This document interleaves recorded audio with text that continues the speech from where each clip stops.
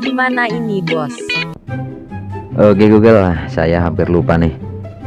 Dalam video kali ini saya akan membahas tentang cara agar kalian diterima di perusahaan pertambangan guys. Bekerja di perusahaan pertambangan adalah impian banyak orang, karena selain gaji yang menggiurkan, juga fasilitas dan tunjangan yang lumayan guys. Jangankan untuk yang sekelas manajer, untuk sekelas pekerja lapangan seperti operator alat berat dan driver dump truck saja hasilnya sudah bisa dikatakan lebih dari cukup. Oke, untuk masalah berapa gajinya akan kita bahas di akhir video guys, biar kalian semua nggak penasaran. Pertama, yang akan kita bahas di sini adalah bagaimana cara agar kalian dapat bekerja di perusahaan pertambangan guys. Untuk kalian yang sudah lama bekerja di perusahaan pertambangan, mungkin sudah tidak merasa sulit lagi untuk loncat sana sini pindah perusahaan guys. Tapi yang akan kita bahas adalah buat kalian yang masih pemula atau pengen bekerja di perusahaan pertambangan tapi belum tahu caranya guys. Tentu kalian berpikir, gimana saya harus melamar, bagaimana cara agar saya bisa diterima. Tapi sebelum kita lanjutkan, boleh dong saya minta subscribe-nya supaya saya dapat terus berbagi informasi-informasi lainnya seputar pertambangan kepada kalian semua guys. Oke guys, biar kalian paham, di sini akan saya jelaskan setahap demi setahap berdasarkan pengalaman saya guys. Simak video ini baik-baik sampai habis, jangan di skip ya guys. Kalau kalian simak baik-baik, saya jamin kalian pasti bisa bekerja di perusahaan pertambangan seperti yang kalian inginkan guys. Untuk bisa bekerja di perusahaan pertambangan, yang pertama adalah kalian harus punya mental baja, optimis dan percaya diri guys. Jangan takut untuk tidak diterima.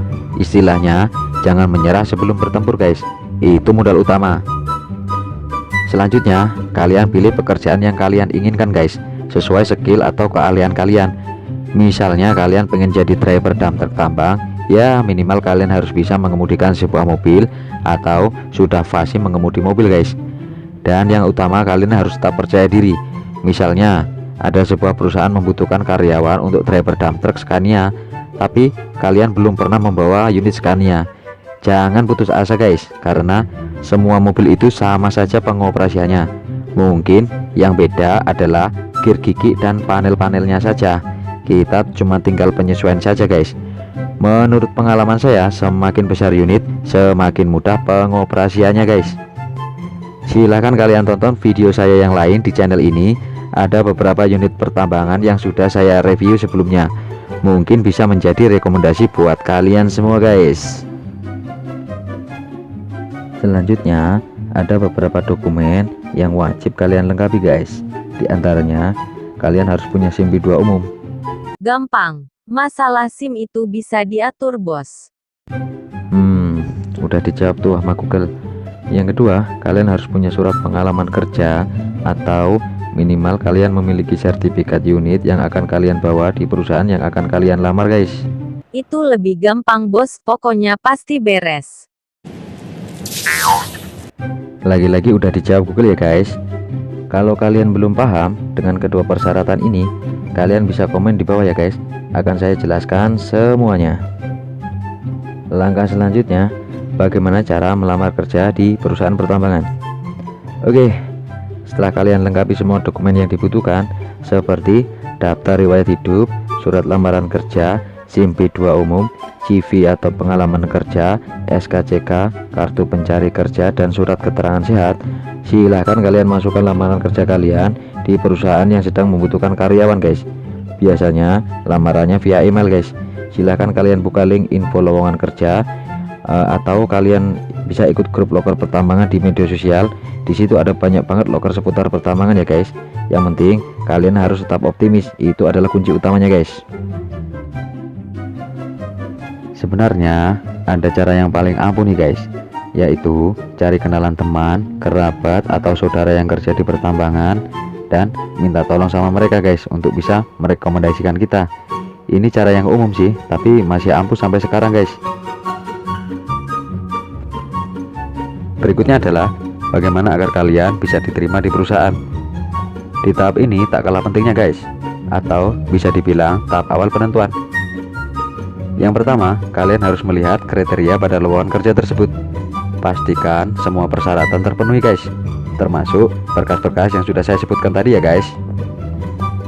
Yang kedua, kalian harus buat CV daftar riwayat hidup yang menarik ya guys. Jangan asal-asalan, karena tahap pertama dalam seleksi adalah seleksi berkas.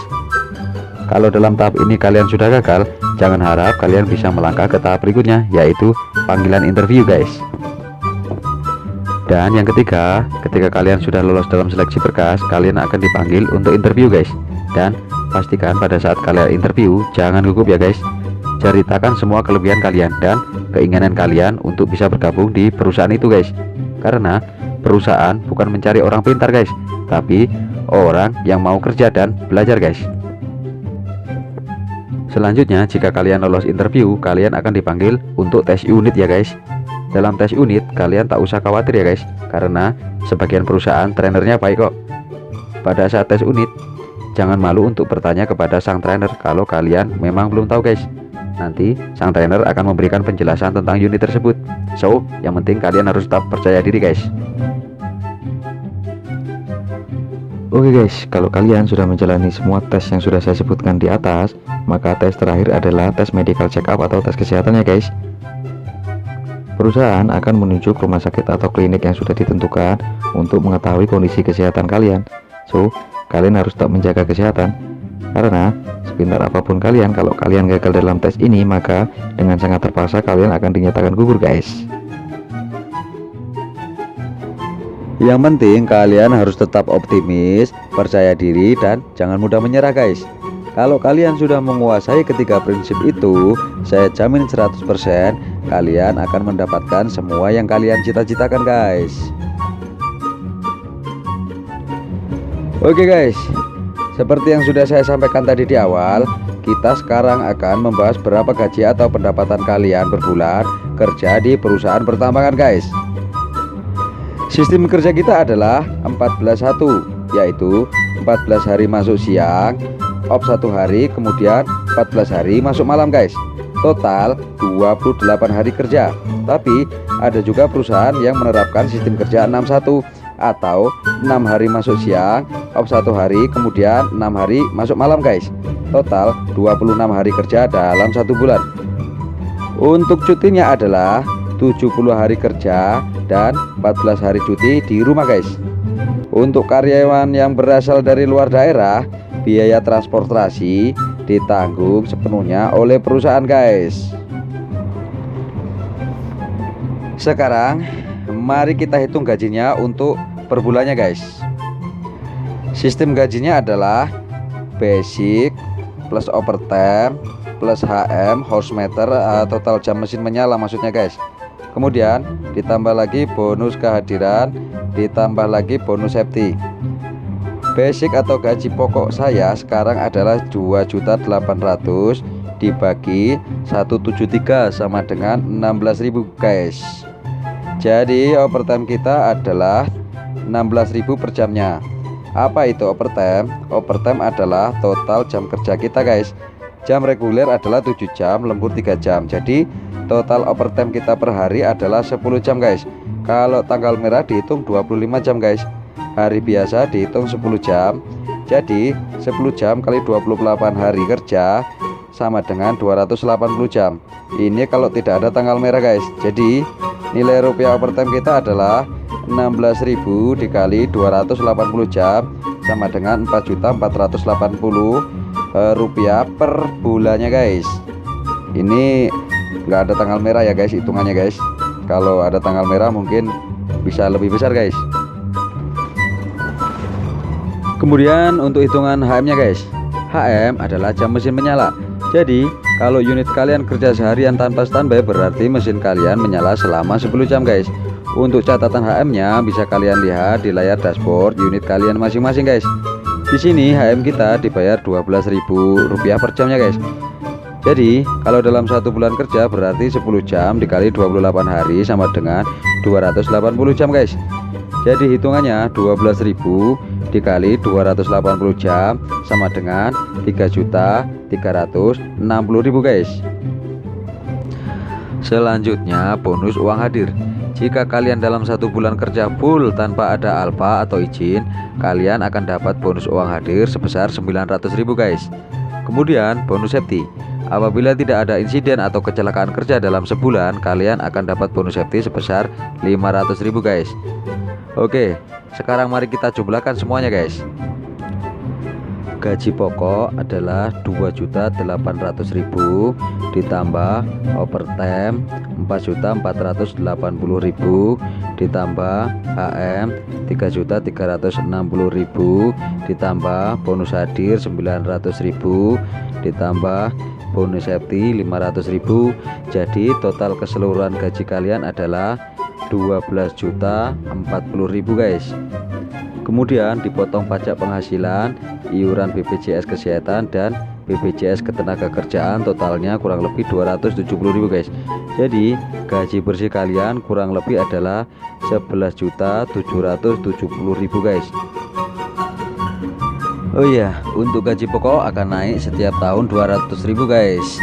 Atau kalau kalian naik ke alat yang lebih besar, otomatis gaji pokok kalian juga akan naik guys. Jadi semakin besar unit yang akan kalian operasikan, semakin besar pula gaji kalian guys. Oke guys, untuk fasilitas yang akan kalian dapat adalah mes plus makan 3 kali plus laundry. Jadi kalian gak perlu repot-repot cuci baju guys, udah disediakan laundry oleh perusahaan. Untuk fasilitas kesehatan, plafon berobat sampai dengan 5 juta per tahun guys. Dan untuk yang sudah berkeluarga akan ditanggung biaya perobatannya sampai anak kedua guys. Oke guys, mungkin itu saja yang bisa saya jelaskan. Bagaimana? Apakah kalian tertarik bekerja di perusahaan pertambangan? Jika kalian tertarik bekerja di perusahaan pertambangan, silahkan subscribe dan komen di bawah ya guys. Nanti akan ada para master-master kita yang akan membantu menjawab pertanyaan kalian. Dan jika video ini bermanfaat untuk kalian, silahkan share dan bagikan video ini ya guys, karena berbagi informasi itu indah. Oke, sekian dan terima kasih. Saya ucapkan wassalamualaikum warahmatullahi wabarakatuh.